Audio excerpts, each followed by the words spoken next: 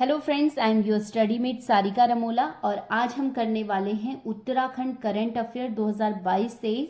और फ्रेंड्स, आप लोगों के आने वाले एग्जाम में ये आप लोगों को बहुत हेल्प करने वाला है।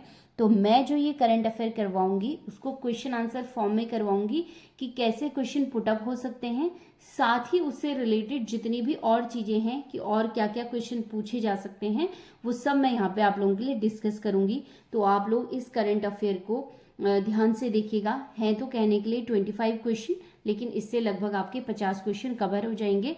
तो आप लोग वीडियो को पूरा देखिएगा और इससे नोट्स भी बनाइए, अपने शॉर्ट नोट्स जैसे आपको सुटेबल हो आप वैसे करते रहिए। साथ ही आप लोग मैगजीन और कोई ऑथेंटिक बुक और न्यूज़पेपर डेली पढ़ते रहिए। चलिए स्टार्ट कर लेते हैं हम उत्तराखंड का करंट अफेयर, जो कि हमारा क्वेश्चन आंसर फॉर्म में है। चलिए पहला क्वेश्चन देख लेते हैं।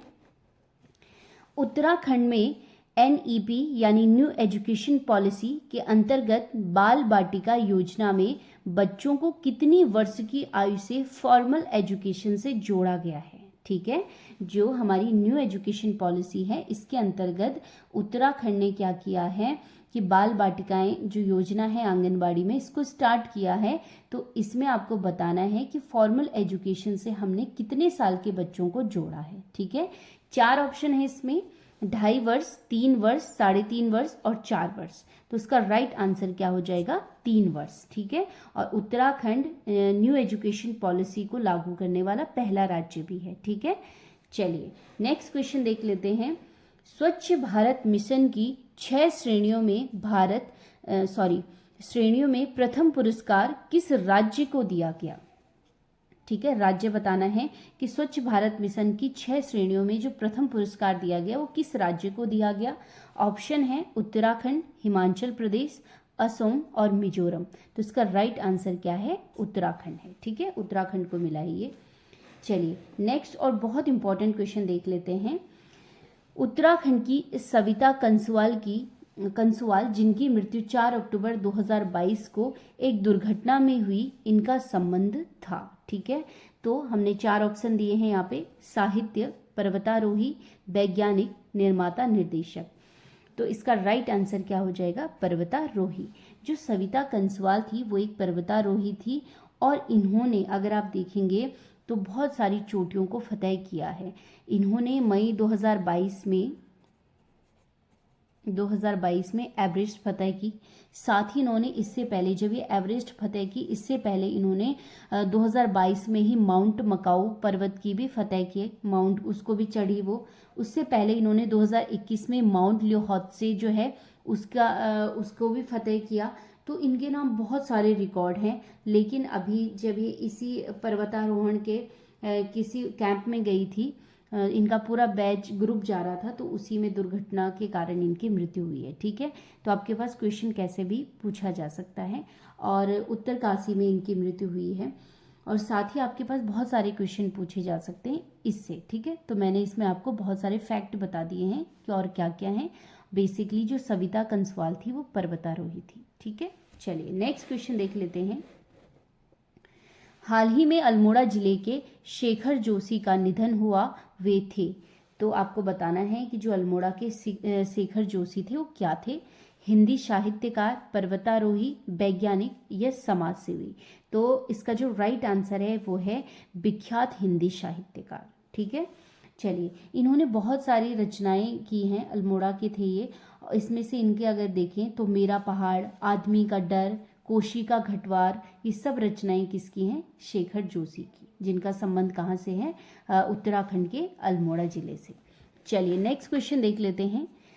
36वें राष्ट्रीय खेलों में एकमात्र स्वर्ण पदक किसने जीता? क्वेश्चन देख लीजिए, ध्यान से देखिएगा, यहाँ से क्वेश्चन बन सकते हैं और बनने भी चाहिए। अच्छे अच्छे जो टॉपिक है उससे हमेशा क्वेश्चन उठने चाहिए, जिसके लिए बच्चे मैगजीन पढ़ते हैं, अपना न्यूज़ सुनते हैं और न्यूज़पेपर देखते हैं, तो वैसे क्वेश्चन पूछे भी जाने चाहिए। चलिए, जो 36वें राष्ट्रीय खेल थे इसमें एकमात्र स्वर्ण पदक किसने जीता?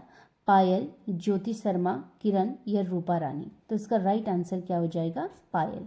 पायल ने 35 किलोमीटर वॉक जो चाल होती है, रेस होती है, उसमें स्वर्ण पदक जीता है और इसी के साथ उत्तराखंड ने केवल एक स्वर्ण पदक जीता है और इसके साथ अन्य रजत पदक और कांस्य पदक जीते हैं। ठीक है, और जो 36वें राष्ट्रीय खेल हुए थे ये हुए थे गुजरात में। और उत्तराखंड का जो नंबर आया इसमें, उत्तराखंड कौन से नंबर पे था? 26वें नंबर पे था, ये भी ध्यान रखेंगे आप। 26वें नंबर पे कौन था? उत्तराखंड। और कुल मेडल इसने जीता 1 स्वर्ण प्लस 18 अन्य पदक जीते। ठीक है, 19 पदक यानी। तो आपका क्लियर हो गया, स्वर्ण पदक जीता पायल ने 36वें राष्ट्रीय खेलों में जो नेशनल गेम थे। और कहाँ हुआ ये? गुजरात में। ठीक है, जो उत्तराखंड का स्थान रहा वो क्या रहा? 26वां। और कितने पदक? 1 धन 18। ठीक है, 1 स्वर्ण और बाकी अन्य 18। ये चीजें सब ध्यान रखेंगे आप। चलिए नेक्स्ट क्वेश्चन है, 65वें राष्ट्रमंडल संसदीय संघ को जो अगस्त 2022 को कनाडा में संपन्न हुआ, उसमें भारत का प्रतिनिधित्व किसने किया? बहुत अच्छा क्वेश्चन है ये। पहला ऑप्शन है रेखा आर्या, दूसरा है स्मृति ईरानी, तीसरा ऋतु खंडूरी भूषण और चौथा है महेंद्र प्रधान। तो इसका राइट आंसर क्या हो जाएगा? ऋतु खंडूरी भूषण। ठीक है, इन्होंने क्या किया? 65वें राष्ट्रमंडल संसदीय संघ में हिस्सा लिया, भारत का प्रतिनिधित्व किया। और ये जो संघ का सम्मेलन हुआ इसमें इन्होंने चर्चा की कि जो सतत विकास है, नवीन प्रौद्योगिकी है, उसका उपयोग कैसे हो रहा है, महिलाओं से संबंधित मुद्दों पे बात की, युवाओं और जलवायु परिवर्तन, इन सब के बारे में बताया कि संसद किस प्रकार से अपनी भूमिका इन मुद्दों में आगे कर रही है। ठीक है, क्या क्या भूमिका संसद की है इसमें। ठीक है, तो किसने प्रतिनिधित्व किया? ऋतु खंडूरी भूषण ने। और ऋतु खंडूरी भूषण कौन है? उत्तराखंड विधानसभा अध्यक्ष हैं, पहली महिला। ठीक है, चलिए नेक्स्ट क्वेश्चन देख लेते हैं, ये भी बहुत इंपॉर्टेंट है। नेक्स्ट क्वेश्चन देख लेते हैं, सतत विकास लक्ष्य यानी सस्टेनेबल डेवलपमेंट गोल की रेटिंग में उत्तराखंड के प्रथम व अंतिम स्थान पर कौन से जिले रहे हैं? ठीक है, बताना है पहले और आखिरी में कौन से जिले आए हैं। जो ये था SDG की जो रिपोर्ट रैंकिंग आई है। ठीक है, चलिए ऑप्शन है नैनीताल चंपावत, नैनीताल उधम सिंह नगर, देहरादून उधम सिंह नगर, देहरादून बागेश्वर। तो इसका राइट आंसर क्या हो जाएगा? नैनीताल और उधम सिंह नगर। यानी इस रिपोर्ट में पहला स्थान रहा नैनीताल का और दूसरा स्थान किसका रहा? उधम सिंह नगर का। ये याद रखिएगा आप लोग। चलिए नेक्स्ट क्वेश्चन देख लेते हैं हम। मेक इन इंडिया के तहत उत्तराखंड में पहली ड्रोन फैक्ट्री का शुभारंभ कहाँ किया गया? ठीक है, मेन क्या देखना है, मेक इन इंडिया है, ये भारत का पहला है मेक इन इंडिया और पहली ड्रोन फैक्ट्री का शुभारंभ हो रहा है उत्तराखंड में। तो कहाँ पे इसका शुभारंभ किया गया है? 4 ऑप्शन है, कोटद्वार, हल्द्वानी, देहरादून या रुड़की। तो इसका राइट आंसर क्या हो जाएगा? रुड़की। चलिए बहुत इंपॉर्टेंट नेक्स्ट क्वेश्चन देख लेते हैं। टिहरी झील के विकास के लिए ADB ने कितने की धनराशि दी है? यानी एशियन डेवलपमेंट बैंक ने कितनी धनराशि दी है? 4 ऑप्शन है, 2000 करोड़, दूसरा ऑप्शन है 1800 करोड़, तीसरा ऑप्शन है 1000 करोड़ और चौथा इनमें से कोई नहीं। तो इसका राइट आंसर क्या हो जाएगा? 1800 करोड़ रुपए दिए हैं ADB बैंक ने। और पूरा नाम मैंने आपको इसका बताया, एशियन डेवलपमेंट बैंक, जिसकी स्थापना हुई 1966 में। ठीक है, चलिए नेक्स्ट क्वेश्चन देख लेते हैं। अच्छा, मैं इसका मुख्यालय भी बता दूं आप लोगों को, यहाँ पे मनीला इसका क्या है? मुख्यालय है ADB का।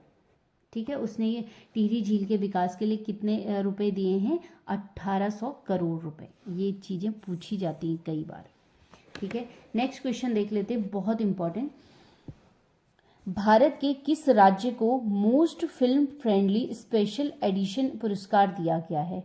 भारत का वो राज्य कौन सा है जिसको ये पुरस्कार दिया गया है? ठीक है, महाराष्ट्र, उत्तराखंड, UP, मध्य प्रदेश। 4 ऑप्शन है, इसका राइट आंसर क्या हो जाएगा? उत्तराखंड को दिया गया है। ठीक है, इसके बाद आपने देखा होगा कि हमारे मुख्यमंत्री पुष्कर सिंह धामी जी ने पोस्ट भी किया था कि उत्तराखंड के लिए बहुत गर्व की बात है कि हमें most film friendly special edition पुरस्कार दिया गया। ठीक है, चलिए नेक्स्ट क्वेश्चन देख लेते हैं। इनोवेशन रैंकिंग में पहाड़ी राज्यों में उत्तराखंड को दूसरा स्थान प्राप्त हुआ है। यह रैंकिंग किसके द्वारा जारी की जाती है, ठीक है। ये इनोवेशन रैंकिंग जो है ये किसके द्वारा जारी की जाती है, ये क्वेश्चन बोल रहा है। हमारे पास ऑप्शन है भारत के गृह मंत्रालय द्वारा, नीति आयोग द्वारा, राष्ट्रीय विकास परिषद द्वारा या पीएमओ द्वारा। तो इसका राइट आंसर क्या हो जाएगा, नीति आयोग द्वारा इनोवेशन रैंकिंग जारी की जाती है। जब से नीति आयोग का गठन हुआ है तो ये तीसरी बार जारी की गई है रिपोर्ट, ठीक है, ध्यान रखेंगे। और पहाड़ी राज्यों में उत्तराखंड क्या है, दूसरे स्थान पे है। तो अब पहले स्थान पे कौन है, ऐसा भी तो क्वेश्चन पूछा जा सकता है। तो पहले स्थान पर है मणिपुर। कौन सा है, मणिपुर है। तो ये तो पहाड़ी राज्यों की बात हुई, लेकिन ऑल ओवर अगर हम लोग पूरे भारत की बात करेंगे कि प्रथम इनोवेशन रैंकिंग में कौन सा राज्य है, तो वो है कर्नाटक, ठीक है। अगर पूरे राज्यों में पूछा गया तो कर्नाटक आ जाएगा, और पहाड़ी राज्यों में प्रथम पूछा जाएगा तो मणिपुर, और दूसरे नंबर पे उत्तराखंड, ठीक है। और कौन जारी करता है इसे, नीति आयोग जारी करता है, ठीक है। चलिए, यहाँ से बहुत सारे क्वेश्चन बन सकते हैं, देखिए आपको मैंने सारे बता दिए हैं, ठीक है। चलिए नेक्स्ट क्वेश्चन देख लेते हैं। कन्याश्री योजना हाल ही में उत्तराखंड सरकार द्वारा प्रारंभ की गई। इससे पहले यह योजना अन्य किस राज्य द्वारा प्रारंभ की जा चुकी है, ठीक है। जो कन्याश्री योजना है उसको उत्तराखंड ने अभी प्रारंभ किया है। इसका जो शुभारंभ किया है वो मुख्यमंत्री जी ने किया हमारे, लेकिन इससे पहले ये योजना किस राज्य में हो चुकी है, प्रारंभ हो चुकी है। 4 ऑप्शन है, उत्तर प्रदेश, पश्चिम बंगाल, ओडिशा या मध्य प्रदेश। तो इसका राइट आंसर क्या हो जाएगा, पश्चिम बंगाल।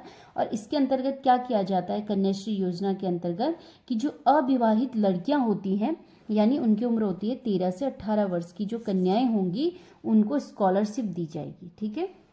उनको स्कॉलरशिप दी जाएगी किस योजना के तहत, कन्याश्री योजना के तहत, ठीक है। तो इससे पहले कहाँ स्टार्ट हो चुका है ये, पश्चिम बंगाल में, और अब कहाँ पे स्टार्ट हुआ है इसके बाद, उत्तराखंड में, ठीक है।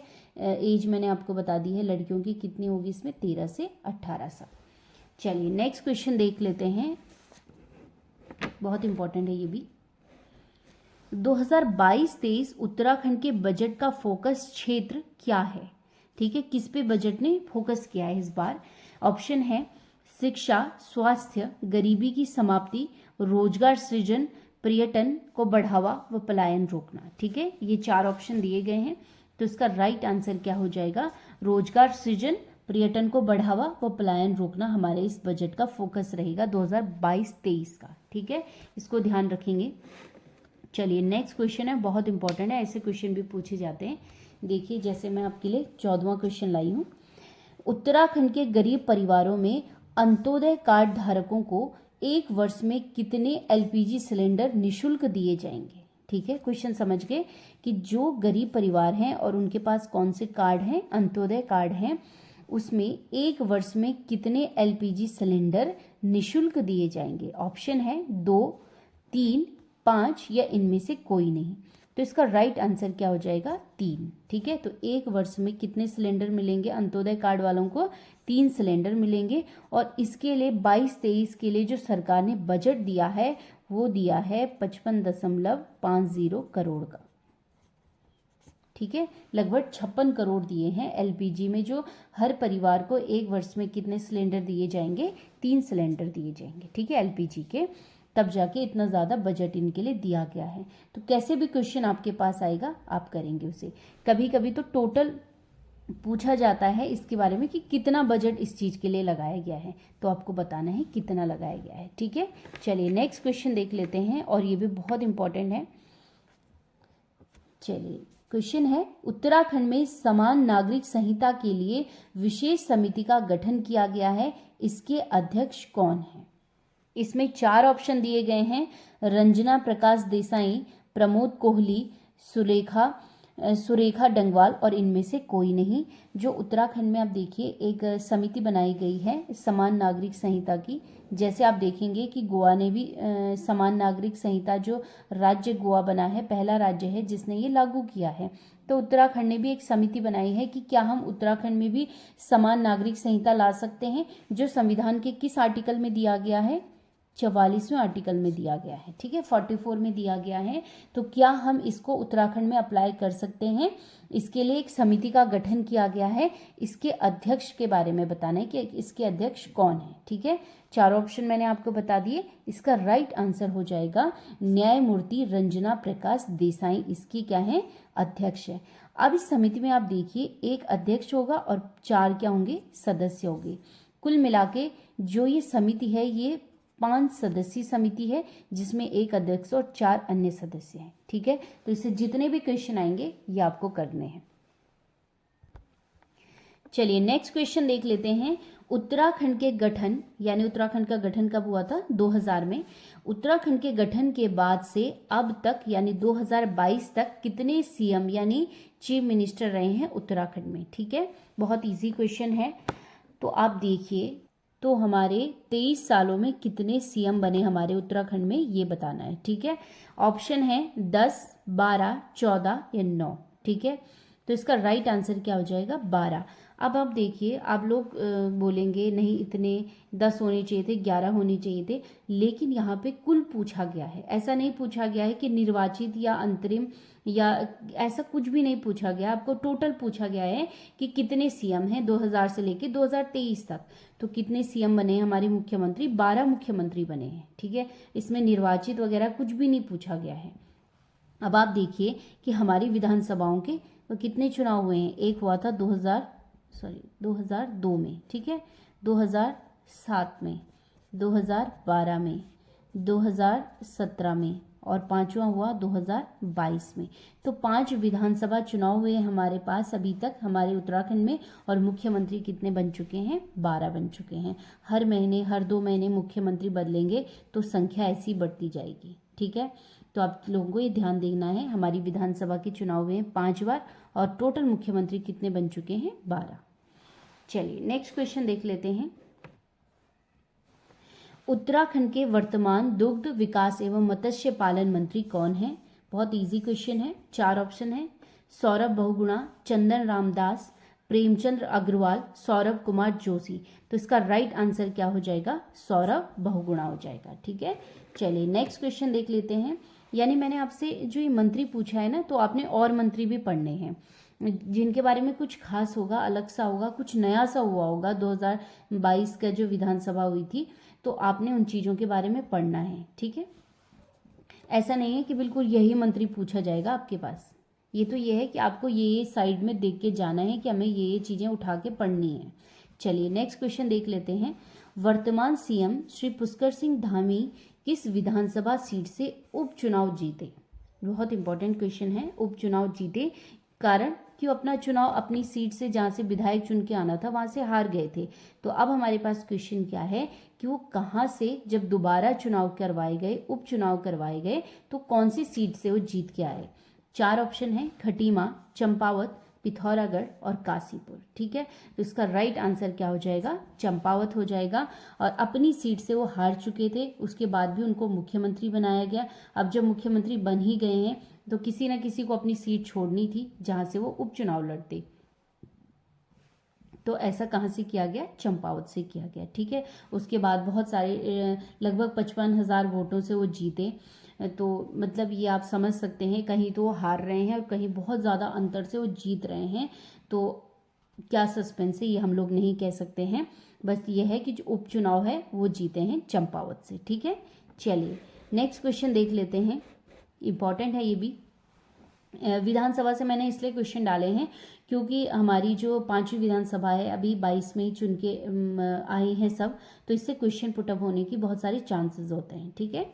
चलिए देखिए, उत्तराखंड विधानसभा की पहली महिला अध्यक्ष स्पीकर रितु खंडूड़ी भूषण किस विधानसभा क्षेत्र से विधायक चुनकर आई हैं, ठीक है। अब वो पहली महिला अध्यक्ष बनी है, ये तो हम सबको पता चल ही चुका है, ठीक है। लेकिन अब उनका विधानसभा क्षेत्र आपको बताना है। इसमें 4 ऑप्शन है, यमकेश्वर, कोटद्वार, पौड़ी या टिहरी। तो इसका राइट आंसर क्या हो जाएगा, कोटद्वार विधानसभा क्षेत्र से वो चुन के आई हैं। और पूर्व जो हमारे मुख्यमंत्री रहे हैं मेजर खंडूड़ी जी, भुवनचंद्र खंडूड़ी जी, उनकी क्या है, ये बेटी हैं, ठीक है। चलिए नेक्स्ट क्वेश्चन देख लेते हैं।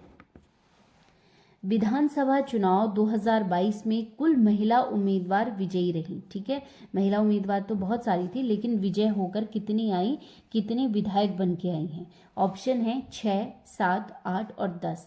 तो इसका राइट आंसर क्या हो जाएगा? 8 हो जाएगा। 8 महिलाएं क्या हैं इस समय हमारी विधानसभा में हैं जो चुन के आई हैं। चलिए नेक्स्ट क्वेश्चन देख लेते हैं, ये भी इम्पोर्टेंट है। विधानसभा चुनाव 2022 में कुल उम्मीदवार जो निर्दलीय हैं और जीतकर विधानसभा में आए। क्वेश्चन क्या है, कैसे पूछा जा सकता है कि जो विधानसभा है 2022 की, इसमें कितने निर्दलीय उम्मीदवार जीत के आए हैं? ऑप्शन है 5, 2, 3 और 1। तो इसका राइट आंसर क्या हो जाएगा? 2 हो जाएगा।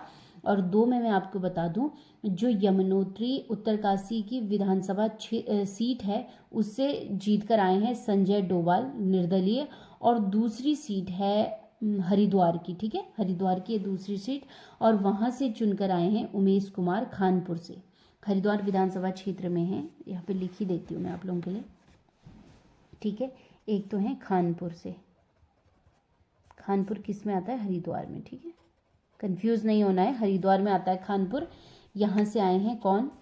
इनका नाम है उमेश कुमार। बहुत इंपॉर्टेंट नहीं है, लेकिन यह है कि 2 निर्दलीय सदस्य चुन के आए हैं। ठीक है, दूसरे हैं यमुनोत्री से आए हैं, यमुनोत्री से आए हैं ये, और उत्तरकाशी में आता है यमुनोत्री से। ठीक, यमुनोत्री किस में आता है? उत्तरकाशी में। ये हैं संजय डोभाल। ठीक है, तो कंफ्यूज नहीं करना है, 2 लोग चुन के आए हैं विधानसभा में निर्दलीय। चलिए नेक्स्ट क्वेश्चन देख लेते हैं। विधानसभा चुनाव 2022 में कुल कितनी राजनीतिक पार्टियों के प्रत्याशियों ने जीत हासिल की? 4 ऑप्शन है, 5, 4, 3 या 2। तो इसका राइट आंसर क्या हो जाएगा? 3। 3 लोगों ने क्या की? 3 पार्टियों के प्रत्याशियों ने जीत हासिल की थी, जिसमें से क्या था, कौन कौन सी? एक तो भाजपा, दूसरी कांग्रेस और तीसरी बसपा। ठीक है, तो और 2 क्या थे? निर्दलीय थे। तो पार्टियों की बात करेंगे तो 3 थे। ठीक है, चलिए नेक्स्ट देख लेते हैं। अगर पार्टी पूछी जाएंगे तो मैंने आपको बता दिया है 3 पार्टियां कौन कौन सी, बीजेपी हो गई, कांग्रेस हो गई और बसपा हो गई। ठीक है, नेक्स्ट क्वेश्चन देख लेते हैं। उत्तराखंड में मुख्यमंत्री उदीयमान खिलाड़ी उन्नयन योजना में खिलाड़ियों को कितनी धनराशि की छात्रवृत्ति देने की घोषणा की गई है? ठीक है, ऑप्शन है 1200 रुपये प्रति माह, 1500 रुपये प्रति माह, 2000 रुपये प्रति माह या 2500 रुपये प्रति माह। ठीक है, तो ये आपको बताना है कि कितनी छात्रवृत्ति बच्चों को दी जाएगी। तो इसका राइट आंसर क्या हो जाएगा? 1500 रुपये प्रति माह उनको दिया जाएगा। चलिए नेक्स्ट क्वेश्चन देख लेते हैं। खाद्य सुरक्षा सूचकांक में उत्तराखंड को कौन सा स्थान प्राप्त हुआ है? 7वां, 8वां, 12वां या 18वां? तो इसका राइट आंसर क्या हो जाएगा? 7वां। ठीक है, चलिए नेक्स्ट क्वेश्चन देख लेते हैं। हाल ही में उत्तराखंड के किस स्थल से सिंधु घाटी सभ्यता से जुड़ी प्रतिमा मिली है? ठीक है, मिली है वहां से, तो कौन सा क्षेत्र है? पहला है रामगंगा घाटी, दूसरा अलकनंदा, तीसरा है यमुना घाटी और चौथा है टोंस नदी। तो इसका राइट आंसर क्या हो जाएगा? यमुना घाटी। उत्तरकाशी का जो देवल गांव है वहां से मिली है ये मूर्ति, और इसको माना गया है कि ये क्या है? सिंधु घाटी सभ्यता की है। ठीक है, चलिए नेक्स्ट क्वेश्चन देख लेते हैं। चलिए क्वेश्चन तो हमारे कंप्लीट हो गए हैं। मैं एक नोट बता दूं, आज ही जो ऑस्ट्रेलियन ओपन का रिजल्ट आया है, ग्रैंड स्लैम है ये, इसकी विजेता के बारे में देख लेते हैं। जो ऑस्ट्रेलियन ओपन का जो महिला एकल खिताब जीता है 2023 में, वो जीता है बेलारूस की अरीना सबालेंका ने जीता है। ठीक है, और इनका ये पहला खिताब है, पहला ग्रैंड स्लैम था और पहला खिताब है इनका। ठीक है, पहली बार जीता इन्होंने ये। साथ ही इसकी इन्होंने हराया किसको, यानी उपविजेता कौन रही? एलेना रिवाकिना। ठीक है, ये इसकी उपविजेता रही हैं। और जो ये ग्रैंड स्लैम होते हैं ये किस गेम में होते हैं? टेनिस में, टेनिस में। ठीक है, तो पूरे अगर विश्व की हम बात करें और पूरे साल भर की बात करेंगे तो 4 ग्रैंड स्लैम होते हैं। ठीक है, कितने होते हैं? 4 होते हैं। 4 कौन कौन से होते हैं? एक देख लीजिए, ऑस्ट्रेलियन, ध्यान से देखिएगा, क्रम भी आता है इनका, कई बार पूछा जाता है। ऑस्ट्रेलियन ओपन, साल के स्टार्टिंग में यही स्टार्ट होता है, ठीक है, जनवरी में। दूसरा आ जाता है फ्रेंच ओपन, तीसरा आ जाता है विंबलडन, और चौथा आ जाता है यूएस ओपन, कि इसको अमेरिकन ओपन भी कहते हैं, अमेरिकन ओपन, ठीक है। तो ये 4 क्या हैं, ग्रैंड स्लैम है, टेनिस, लॉन्ग टेनिस जो होता है उससे संबंधित है। कौन कौन से, इनका क्रम ऐसे ही होता है, ठीक है, साल भर में जिस हिसाब से खेले जाते हैं उस हिसाब से इसका क्रम बताया गया है। ऑस्ट्रेलियन, फ्रेंच, विंबलडन और यूएस ओपन, ठीक है। तो ये जब होता है, इसके जो विजेता होते हैं, उप विजेता होते हैं, तो उन पे भी ध्यान दीजिएगा, वहाँ से भी क्वेश्चन पुट अप होते हैं। तो चलिए आज की वीडियो में इतना ही। और जो ये उत्तराखंड का करंट अफेयर है, इससे मैं, आप देख लीजिए, अगर आप एक साइड से देखेंगे तो आज हमने लगभग 50-60 क्वेश्चन कैसे कैसे बन सकते हैं, क्या क्या इंपॉर्टेंट है, वो सब चीज़ें हमने इसमें देख ली हैं। अगर पटवारी पेपर से पहले टाइम लगेगा तो मैं एक और करंट अफेयर का वीडियो लेके आऊँगी, अदरवाइज आप अपनी एफर्ट से भी कर सकते हैं, क्योंकि हर दिन हिंदी हो गया, उत्तराखंड हो गया, इन सब के क्वेश्चन पेपर जो मैं प्रैक्टिस सेट ला रही हूँ, तो हर बच्चे की अलग अलग डिमांड है, मैं कोशिश कर रही हूँ कि मैं उसे कर पाऊँ, ठीक है। लेकिन इसके लिए आपको क्या करना पड़ेगा, साथ देना पड़ेगा, और उसके लिए आपको वीडियो पूरी देखनी पड़ेगी, ताकि जो मैंने इतनी मेहनत कर रही हूँ वो कहीं ना कहीं आप लोग उसका फ़ायदा उठा सकें और उस पर काम करें। तो मिलते हैं हम नेक्स्ट वीडियो में, तब तक के लिए धन्यवाद, पढ़ते रहिए।